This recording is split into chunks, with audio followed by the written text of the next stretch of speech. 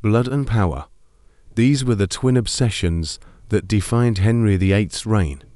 As his swollen body lay rotting from within during those final winter days of 1547, England's most notorious king faced his mortality with the same ruthless calculation that had seen him execute to wives and countless enemies. "The lion is dying," whispered courtiers behind closed doors. But his claws remained sharp until the end. The journey to this grotesque finale began decades earlier with a handsome, athletic prince renowned across Europe for his vigor and charm. How did this Renaissance golden boy transform into the monstrous tyrant gasping for breath in the candlelit chambers of Whitehall Palace? The answer lies not just in his infamous marriages, but in a series of medical catastrophes that would twist both his body and mind beyond recognition. By January 1547, Henry was barely recognizable as the man who had once jousted with the finest knights in Christendom. His body had become a battlefield of afflictions. His legs, riddled with suppurating ulcers, emitted an odor so foul that courtiers struggled not to vomit in his presence. The king now required mechanical devices to move his enormous bulk, which some accounts suggest had expanded to nearly 400 pounds. His once handsome face had grown distorted and bloated, the eyes sunken deep into flesh that had taken on a sickly yellow hue. The royal physicians had exhausted their limited arsenal of remedies. Bloodletting, herbal concoctions, and prayers all proved futile against the cocktail of ailments consuming their sovereign.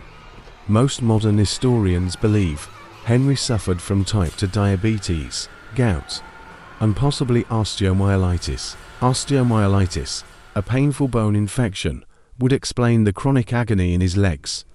More troubling was the king's mental deterioration. His legendary temper had worsened into explosive rage episodes interspersed with periods of confused lethargy. Yet even as death approached, the politics of succession consumed the royal court. The king's third wife, Jane Seymour, had finally provided him with a male heir, the frail 9-year-old Edward. But powerful factions were already positioning themselves to control the boy after Henry's death. The conservative Catholic faction, led by the Duke of Norfolk, competed against the reformist Protestants under Edward Seymour, the young prince's uncle. Henry, paranoid to the end, was acutely aware of these machinations, signing execution orders even as he struggled to hold a pen. The king's rapidly declining health remained one of the most closely guarded secrets in the realm. Royal proclamations continued to describe Henry as hale and hearty, while reality told a far different story. Those permitted into the royal sick room encountered a macabre scene. The immense royal bed draped in dark fabrics, the sickly sweet smell of decay barely masked by burning incense, and at the center, the mountainous form of a man who had once symbolized the vigor of England itself. Palace workers whispered of hearing the king's screams echoing through the stone corridors of Whitehall. Henry's leg ulcers caused him such excruciating pain that even the slightest movement could trigger paroxysms of agony. His physicians applied poultices containing everything from boiled onions to powdered human skull, desperate remedies that only added to his suffering. More effective was the liberal application of opium, which dulled the king's pain, but further clouded his already deteriorating mind. The psychological torment matched the physical. Henry had once been the most feared man in England, his word literally life or death for any subject. Now he found himself helpless against the betrayal of his own flesh. Court records indicate increasingly erratic behavior, moments of near delirium, when he would ramble about the ghosts of executed rivals, or call out 4 wives long dead. In more lucid periods, the king obsessively reviewed his will, determined to control the future of his dynasty. Contemporaries noted with alarm how the king vacillated between religious positions during these final days. Having broken from Rome to establish himself as head of the Church of England, Henry now seemed tormented by spiritual doubts. He would demand Catholic rituals one day, then reaffirm Protestant principles the next. His personal chaplain recorded how the king would awaken in terror from nightmares, claiming to have seen the faces of Thomas More and Boleyn and other victims. The king's impending death created a dangerous power vacuum that his courtiers rushed to fill. The Privy Council fractured into competing factions, each maneuvering to secure advantageous positions in the coming regency. Thomas Howard, Duke of Norfolk, who had survived decades of court intrigue, now found himself outmaneuvered by the Protestant faction. In a final display of Henry's enduring ruthlessness, Norfolk was sentenced to death for treason. Though Norfolk would ultimately survive when Henry expired before the execution could be carried out, January 27, 1547, marked the beginning of Henry's final collapse. Witnesses reported that the king experienced a seizure so violent that attendants had to hold him down. When the episode passed, Henry struggled to speak, his right side partially paralyzed, clear evidence of what modern medicine would identify as a massive stroke. The court physicians worked frantically to revive their patient, applying hot irons to his skin, forcing bitter medicinal concoctions down his throat. The physicians were deeply aware that failing to save the king could result in their own disgrace or execution. Throughout this ordeal, access to the royal bedchamber remained strictly controlled by Henry's most trusted advisor, Thomas Cranmer, the Archbishop of Canterbury, ensured that only the most essential attendants were permitted entry, and each was sworn to absolute silence regarding the monarch's condition. Even Queen Catherine Parr, Henry's sixth and surviving wife, was kept at a distance. The king drifted in and out of consciousness as January turned to February. During brief periods of lucidity, Henry reportedly expressed growing terror about his imminent judgment before God. The man who had executed to wives, countless nobles, and thousands of common subjects now faced his own mortality with increasing dread. According to one attendant's diary, the king was heard mumbling prayers and begging forgiveness in his sleep. Court records revealed the extraordinary measures taken to preserve Henry's remaining dignity during these final days. As bodily functions failed, teams of servants worked in shifts to manage the increasingly distasteful tasks of cleaning and moving the massive royal body. The ulcers on his legs had grown so severe that bone was reportedly visible through the necrotic tissue. The stench became so overwhelming that perfumed handkerchiefs became essential accessories for anyone entering the royal chamber. Windows would be flung open, despite the winter cold, whenever the king lost consciousness. By February 27th, even the elaborate pretense that the king might recover could no longer be maintained within court circles. Archbishop Cranmer was summoned urgently to the royal bedside as Henry's breathing became increasingly laboured. Contemporary accounts describe how the king, unable to speak, was asked to squeeze Cranmer's hand if he placed his faith in Christ. Henry reportedly squeezed with his remaining strength before slipping into his final coma, a poignant detail often cited by Protestant historians as evidence of a deathbed conversion. The king died before dawn on January 28, 1547. Even in death, Henry's enormous physical presence dominated the royal chamber. His corpse, a grotesque monument to excess and suffering, was recorded simply as natural decay, though modern medical analysis suggests heart failure and sepsis. More remarkable than the death itself was the extraordinary conspiracy of silence that followed as the Privy Council suppressed the news for 3 full days, while consolidating power around young Edward VI. This delay proved crucial in establishing a smooth transition of power. While Henry's body lay cooling in his chamber, Edward Seymour, Earl of Hertford and uncle to the new king, moved with ruthless efficiency to secure control. Secret meetings were held, key fortresses secured, and potential rivals neutralized before the public announcement of Henry's death on January 31st.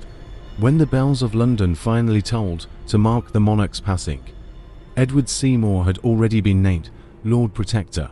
The disposal of Henry's remains presented unique challenges that reveal much about Tudor funeral practices and the king's physical condition at death.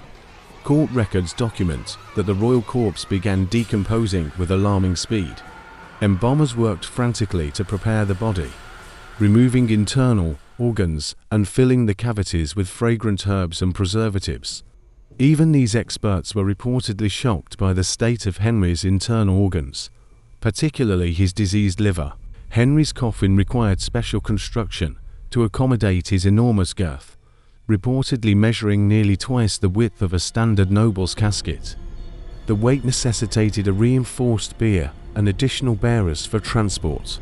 During the lying-in state at Whitehall, witnesses reported that the lead-lined coffin actually split under pressure from gases building within the decomposing body, leaking fluids onto the floor of the chapel. This macabre detail was hastily covered up, but accounts suggest the dogs licked at the seepage, creating a grotesque final indignity for a king obsessed with majesty. The funeral procession to Windsor Castle, February 16th, provided one final opportunity to display Henry's power. Black-draped horses pulled the massive coffin through streets lined with mourners, while effigies depicted the king he had appeared in his prime, other than the bloated figure he had become. At St. George's Chapel in Windsor Castle, Henry was laid to rest beside Jane Seymour, the only wife who had given him a son and heir, and the only one who had died before falling from royal favour. The physical reality of Henry's decomposing corpse stood in stark contrast to the myth-making already underway about his reign.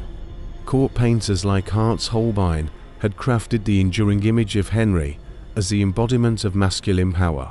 This carefully constructed propaganda bore little resemblance to the disease-ravaged body now sealed beneath Windsor's stone floor. Yet, it would become the definitive representation of Henry VIII in popular imagination for centuries to come. Henry's will revealed his final attempts to control the future from beyond the grave. The 30-page document meticulously laid out the succession, first to Edward, then to Mary, daughter of his first wife, Catherine of Aragon, and finally to Elizabeth. This clear line of succession, though interrupted by the 9-day reign of Lady Jane Grey, would eventually be followed exactly as Henry specified. The king's posthumous grip on England would extend through all three of his children. More immediately significant were the power arrangements Henry established for Edward's minority. The king created a regency council of 16 men, intended to govern collectively until Edward reached 18. This balanced approach reflected Henry's distrust of any single nobleman gaining too much influence over his son. However, his careful planning was quickly undermined as Edward Seymour outmaneuvered his fellow councillors. The speed with which Henry's wishes were subverted demonstrated the limitations of even a king's power once death removed his fearsome presence. The medical legacy of Henry's final days continues to fascinate historians and physicians alike. His symptoms have been retrospectively diagnosed as evidence of everything from syphilis to scurvy, though the most compelling evidence suggests type 2 diabetes, complicated by chronic osteomyelitis. The king's medical records reveal desperate treatments, from the application of live pigeons cut in half and placed on his festering wounds, to experimental concoctions of gold and pulverized precious stones. These expensive but useless remedies reflect the limitations of Tudor medicine. Perhaps most poignant were the personal effects found in the king's chambers after his death. Among the expected trappings of royal power jeweled daggers, official seals, and diplomatic correspondence, servants discovered a small locked chest. The chest contained a miniature portrait of Jane Seymour, a lock of hair believed to be from his mother, Elizabeth of York, and a child's handwritten prayer book, possibly belonging to Elizabeth before her mother's execution. These humanizing details offer a glimpse of the man behind the monstrous reputation, suggesting that even as his body and mind deteriorated, Henry maintained some connection to family bonds and personal sentiment. The king's death triggered immediate political realignments that would shape England's destiny for decades. Conservative Catholic forces found themselves sidelined as Edward Seymour established a decisively Protestant regency. Archbishop Cranmer, who had administered last rites to the dying king, now accelerated religious reforms that Henry had approached more cautiously. The first English Book of Common Prayer would be published just 2 years after Henry's death. Henry's complex religious position created an ambiguous legacy that allowed both Protestant and Catholic factions to claim him as their own. Protestant reformers emphasized his rejection of papal authority, while Catholics pointed to his defense of transubstantiation. This theological ambiguity would fuel religious conflicts throughout the reigns of all three of his children, as England swung between radical Protestantism under Edward, Catholic restoration under Mary, and finally the middle way established by Elizabeth. The king's death also marked a turning point in Tudor propaganda. Having crafted the image of Henry as England's defender, royal publicists now faced the challenge of transferring this authority to a 9-year-old boy.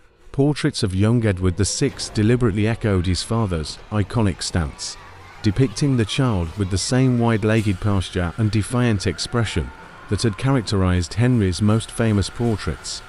Court ceremonies emphasized continuity, with courtiers required to bow to Edward's empty throne with the same reverence they had shown his father. Beyond the political sphere, Henry's death reverberated through daily life across England. For nearly 4 decades, he had been the embodiment of royal authority. His personality and whims directly shaped governance down to the local level. His passing created a psychological vacuum as much as a political one. Parish records from early 1547 reveal widespread anxiety about the future, with increased reports of prophetic dreams, strange celestial omens, and even alleged ghost sightings. For a population steeped in religious symbolism, the death carried apocalyptic undertones. International reactions to Henry's death revealed the complex position England now occupied on the European stage. The French ambassador reported that King Francis II genuinely mourned his dear brother of England. Emperor Charles V, Catherine of Aragon's nephew, more pragmatically assessed the strategic implications, wondering whether England under a child king be vulnerable to invasion or alliance. Pope Paul III, who had excommunicated Henry a decade earlier, reportedly offered a mass for the king's soul, a diplomatic gesture that acknowledged Henry's significance while reasserting the Catholic claim, his spiritual destiny. The physical space where Henry died, his private chambers in Whitehall Palace, became charged with historical significance almost immediately. Courtiers reported reluctance to enter the rooms where the king had suffered. Young Edward VI reportedly refused to sleep in his father's bed, insisting on new chambers being prepared. This psychological aftermath reflects the traumatic impact of Henry's death on those who had witnessed his decline. Henry's medical case represents one of history's most well-documented royal deaths, providing valuable insights into Tudor medical practices. His physicians kept detailed records of treatments administered during his final months. These documents reveal an approach combining ancient Galenic medicine with emerging Renaissance techniques, hot cupping to draw out bad humors, herbal preparations based on classical texts, and even early forms of hydrotherapy. The failure of these methods demonstrates the limitations faced by even the most advanced medical practitioners of the era. The king's obsession with his posthumous image extended to explicit instructions for his tomb. Henry commissioned elaborate designs featuring 40 life-sized bronze figures and the towering central structure topped with an equestrian statue of himself. This grandiose plan reflected both his ego and his anxiety about how history would judge him. Ironically, the massive project remained unfinished due to financial constraints, and the planned bronze figures were ultimately melted down during the English Civil War, a development that would have infuriated the image-conscious king. The immediate aftermath of Henry's death saw a rush to either secure or distance oneself from his legacy. Courtiers who had fallen from favor emerged from hiding, while others who had enjoyed his patronage scrambled to establish new relationships. Archives contain poignant correspondence from royal servants suddenly finding themselves without position after decades of service to the king's personal needs. For many, adaptation proved impossible. The skills required to manage Henry's volatile temperament had little application in the more restrained court of Edward VI. Some former favorites committed suicide in the months following the king's death, unable to navigate the rapid power shifts. Henry's death marked the beginning of a critical transition in English governance, from rule by an absolutist monarch to more collaborative forms of power sharing between crown and nobility. Edward Seymour, as Lord Protector, lacked Henry's intimidating personal authority and relied more heavily on council approval. This shift established precedents for constraining royal power that would develop further under Elizabeth. Henry's final illness became a subject of intense medical retrospection, with each generation of physicians reinterpreting his symptoms. Victorian doctors emphasized syphilis, viewing Henry's condition as divine retribution. Early 20th century specialists focused on metabolic disorders, suggesting gout and diabetes as primary culprits. Modern medical historians have proposed more complex diagnoses, including McLeod syndrome and chronic traumatic encephalopathy. The disposal of Henry's personal possessions provides a revealing glimpse into Tudor attitudes toward death and remembrance. Court inventories document how objects touched by the king in his final days were treated with reverence. His final set of night clothes, stained with bodily fluids, was ceremonially burned under Cranmer's supervision, an act combining practical sanitation with symbolic significance. More valuable items were carefully catalogued. Henry's death placed his surviving wives and children in precarious positions, requiring careful navigation of court politics. Catherine Parr maintained a dignified public mourning while privately moving to marry Thomas Seymour. 9-year-old Edward, now king, recorded his father's death with disturbing detachment in his journal.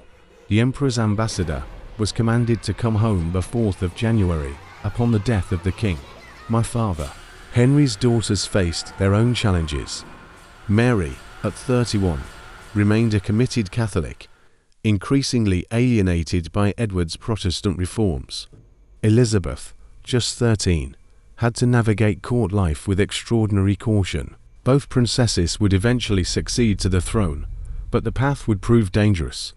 Mary narrowly avoided execution, Wyatt's rebellion, and Elizabeth endured imprisonment in the Tower during her sister's reign. The accounts of Henry's final hours reveal the extraordinary isolation experienced by even the most powerful monarch at the moment of death. Despite being surrounded by physicians and courtiers, Henry faced his end in solitude. Archbishop Cranmer, attempting spiritual comfort, reportedly received little response beyond that final hand squeeze. The king, who had commanded absolute obedience, found himself journeying beyond alone. The year following Henry's death revealed how thoroughly his personality had dominated English governance. Administrative records show a backlog of decisions that had awaited his personal attention. Under Edward's regency, government processes were restructured to function without the king's direct involvement. This transition, while initially chaotic, ultimately strengthened institutional governance. Henry's elaborate funeral procession represented his final appearance in England's public theatre of power. Horses draped in black velvet and the life-sized wax effigy of the king atop his coffin travelled from London to Windsor. The careful choreography reflected deep anxiety about political transition, using ritual to reinforce the message that while the king might die, the monarchy endured.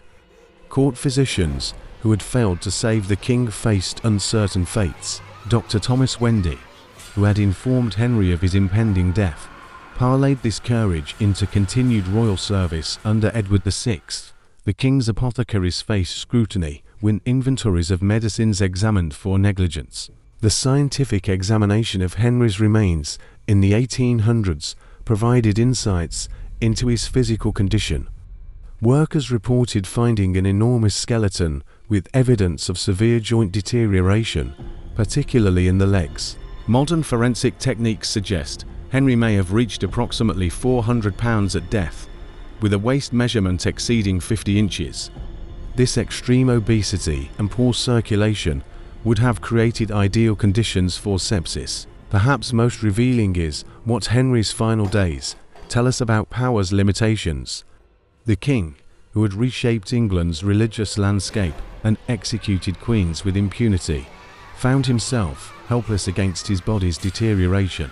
Court records describe episodes of Henry raging against his physicians, demanding they restore his health through royal command. This futile defiance reveals the paradox of absolute monarchy, the vulnerability of even the most powerful. The religious ambiguities surrounding Henry's death created space for competing narratives. Protestant chroniclers emphasized evangelical clarity, while Catholic writers depicted a king tormented by regret for his break with Rome. In reality, Henry maintained his characteristic religious position until the end, accepting himself as supreme head of the English Church, while rejecting key Protestant doctrines, reflecting his tendency to reshape institutions around his needs. The economic consequences of Henry's death extended beyond court circles. The new Regency government inherited a depleted treasury and debased currency, the result of Henry's expensive wars and lavish spending. By some estimates, Henry spent the modern equivalent of £200 million on palaces alone. This financial crisis forced Edward Seymour to continue selling monastic lands, accelerating one of the largest property transfers in English history. Henry's physical decline served as a potent metaphor for contemporary observers who viewed the king's body as symbolic of the nation. Tudor writers interpreted his decaying flesh as emblematic of deeper corruption within the realm. Surviving sermons from 1547 preachers drawing parallels between the king's infected legs and perceived moral rot in English society. This symbolic reading gained political utility. Reformers argued for religious purification. The final days of Henry VIII represent a moment where medieval and early modern concepts of kingship collided.